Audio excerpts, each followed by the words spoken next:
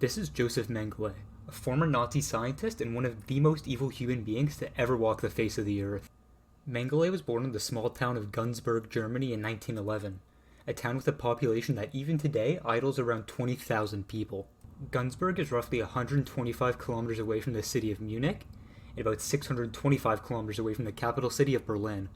That's approximately 77 miles and 388 miles respectively for any Americans that may be listening. His parents were extremely Christian and quite wealthy, as his father was the founder of a company that produced farming equipment.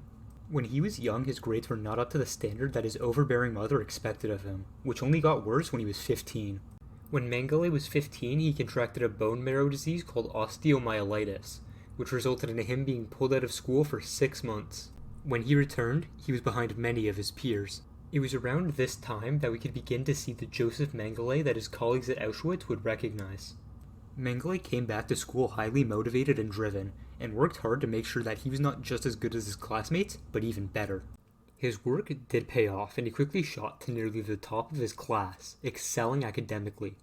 In 1930, Josef Mengele was admitted into Munich University, and in 1935 he received a PhD in anthropology. His thesis was titled Racial Morphological Examinations of the Anterior Portion of the Lower Jaw in 4 Racial Groups. If it wasn't clear before, it was perfectly clear now. Mengele had an interest in eugenics. Eugenics, summed up quickly, is the belief that through selective breeding you can create a human population with superior genes.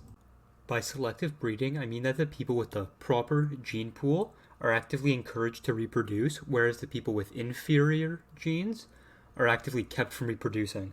This can come in the form of forced abortions, sterilization, or just outright killing off people who are considered to be inferior. Sound familiar? To be clear, this wouldn't work. We know now that selective breeding leads to rebreeding the same bloodlines over and over again, which leads to birth defects and other issues. One example is how purebred dog breeds like pugs and bull terriers often have difficulties breathing and have other health issues. If you'd prefer a human example, just look at any of the Habsburgs. The Habsburgs were a former German royal family that is most famous for having a family tree like a perfect hula hoop. They are synonymous with health issues and just looking downright atrocious. Trust me guys, look them up because it's hilarious. But anyways, back to Mengele.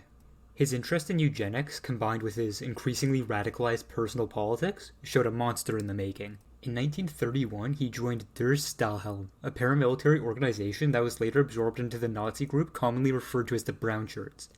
I'm gonna be honest, I could not figure out how to pronounce this name, so here it is on screen.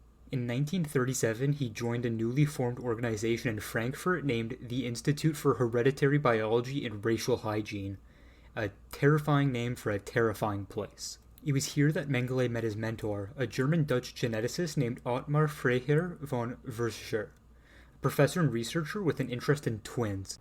The interest stuck with Mengele, who continued to study and experiment on twins throughout his time at Auschwitz.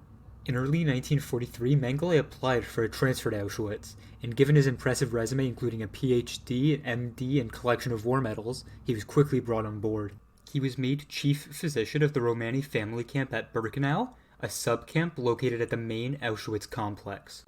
It's important to note here that he was by no means the highest-ranking doctor at Auschwitz, and that he was not the only Nazi doctor at the camp who did horrific and cruel experiments, but he stands out more because of the scope of his experiments and how much pain he inflicted on the people who were under his knife. One of his main responsibilities at Auschwitz was to choose if new arrivals would be put to death or put to work, a job that he was always eager to do.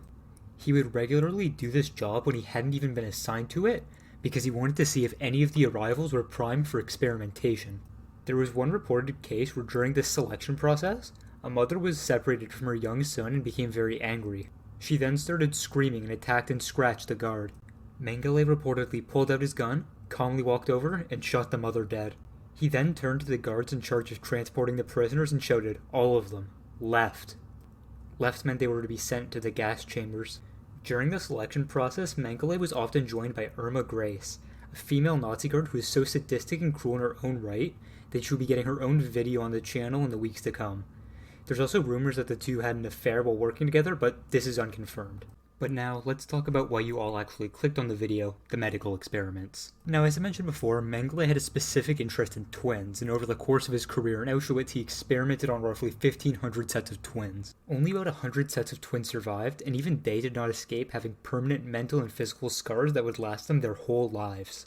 The living conditions for these children before they were experimented on were actually typically better than it was for the rest of the camp. And perhaps most frighteningly of all, the children liked Mengele.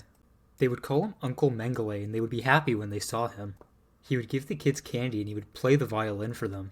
Overall, the duality of Mengele can best be summed up by one witness testimony. He was capable of being so kind to the children, to have them become fond of him, to bring them sugar, to think of small details in their daily lives, and to do things we would genuinely admire. And next to that, the crematorium smoke. And these children, tomorrow or in a half hour, he is going to send them there. But he wasn't just a killer.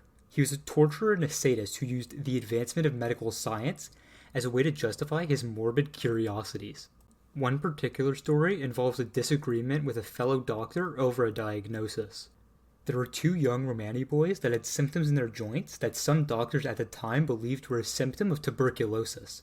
Mengele was convinced that these boys had tuberculosis, but the radiologist he was working with disagreed. Mengele became furious, and he stormed out of the room and ordered the radiologist to stay put.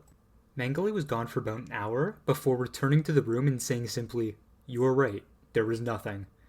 The room was silent for a moment, and then Mengele simply added, "Yes, I dissected them." The radiologist later discovered that they had been shot in the neck, and Mengele was harvesting and examining their organs almost immediately. Another experiment Mengele had revolved around eyes, especially with patients who were afflicted with heterochromia iridium, a condition that makes patients' eyes different colors. He would put adrenaline into prisoners' eyes, primarily children. This caused the eyes to swell, often caused partial vision loss either short-term or permanently, and in at least one case killed a newborn baby. After the Soviets liberated Auschwitz, Mengele's office was found to have a wall that had dozens of eyes pinned to it like trophies. Mengele also forcibly performed sex change operations on multiple occasions. I need to say something now to be clear. There is nothing wrong with trans surgery. If people opt for the surgery to be what they are, then that is completely ethical, understandable, and reasonable. The problem with Mengele and why it's included in this video is because he did it on people who did not want this surgery. And in case anyone out there wants to argue that he did this to advance medical science or to learn if a surgery like this is viable, that is not true. First of all, these surgeries were performed, though not often, for decades before Mengele began his experiments. Second of all, the Nazis, much like the current American right, didn't support trans rights. In fact, when the Nazis started burning books, some of the first ones to be destroyed were medical books on trans surgery. Mengele, as well as the rest of the Nazis, learned nothing by performing these surgeries as they intended for the surgeries to never be used in regular life.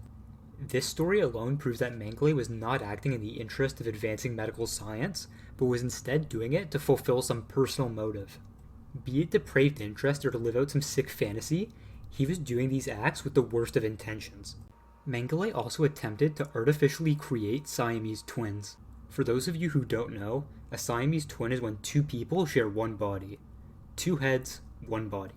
Why Mengele tried to do this, I will never know. But what I do know is that it was a complete and utter failure. In 1961, Adolf Eichmann, the architect of the Holocaust and second worst Adolf in Germany, was facing trial and many surviving prisoners testified against him. One of these survivors was named Vera Alexander, who discussed seeing a pair of these twins. She said, 3-year-old twins named Tito and Nino had been cut open, along their spines and then sewn together back to back and wrist to wrist. Their wounds had been filthy and had soon stunk of gangrene. They screamed in pain, day and night, until finally their mother had sneaked into Mengele's laboratory and killed her 2 little sons. There are other witnesses who have described seeing something similar, but the description given to us by Vera Alexander is the most detailed account that we have. And before I go on to some of the other horrific atrocities that were committed by Josef Mengele, I want to clarify one thing. The fact that most of the accounts of Mengele are from eyewitnesses and not written records is not surprising, nor does it discredit the claims. Before Auschwitz was liberated by the Soviets in January 1945, the Nazis burned most of their official records in order to avoid getting charged with war crimes. because they knew it was messed up and not in the best interest of medical science or humanity. Because of this, the testimony of surviving prisoners is by far the most reliable method of recounting what happened. And the fact that there is little official written record about what happened is not surprising or unusual. But putting that horrifying little side note aside, let's get back to Mengele. In one incident, Mengele found a pair of twins, one male and one female, and decided to run some tests on fertility. Now I know that sounds bad, but I promise you it is way worse than you think. He took the sperm from the male twin and injected it into the female twin to make her pregnant, hoping that she would then give birth to twins. Then, when the baby, singular, was born, Mengele was so enraged that it wasn't a twin that he took the baby, threw it in an incinerator, and then just walked away. Typically, if women were pregnant when they arrived at the camp, they would be gassed since they would be unable to work. But if they were near full term, Mengele would assist in delivering the baby. It is reported that on at least one occasion after delivering the baby, he would cut the breasts off the mother, forcing the mother to watch the baby starve. Then, after the mother watches her baby slowly and painfully starve and die, he would have the mother killed. On another occasion, when he was deciding who will live or die, so for Mengele just another day at the office, he saw a 15-year-old Jewish girl that he was attracted to. He felt incredibly guilty about this, not because she was 15, but because she was Jewish. He told the officers to take her away for medical experimentation so that she could be tested on. Then, after getting to be alone with her so that he could perform tests on her, he beat her ruthlessly for nearly an hour so that her face was permanently disfigured so that he was no longer attracted to her. After this, Mengele sent her to the gas chambers to be killed. So that takes us to the end of Mengele's wartime debauchery, but before we wrap up this video, I want to talk about Mengele's post-war experiences. As some of you history fans might know, after World War II, many high-ranking Nazis were tried and sentenced at what is known as the Nuremberg trials. Many of these Nazis were executed. Mengele was, unfortunately, not one of these Nazis. Mengele knew he would be executed if he ever had to face trial, so he did what ex-Nazis do and he fled to Argentina. He arrived in Argentina in 1949 and he lived there for about a decade before moving to Paraguay in 1959. During this time, his wife divorced him and much of his family cut off contact with him. He also began to run low on money. From some letters that he had sent and received during this time, it is widely accepted that Josef Mengele spent the last years of his life depressed, alone, and poor. He finally died in Brazil in 1979 after living there for nearly 20 years. He went for a swim, had a stroke, and drowned. Now, this is not the justice that the victims of Mengele and the Nazi regime deserved, but considering that many Nazis were hired by the US and Soviets and given full immunity after the war, dying sad, poor, and alone at the bottom of the ocean after a massive stroke is at least not a complete loss. Thank you for listening, and goodbye.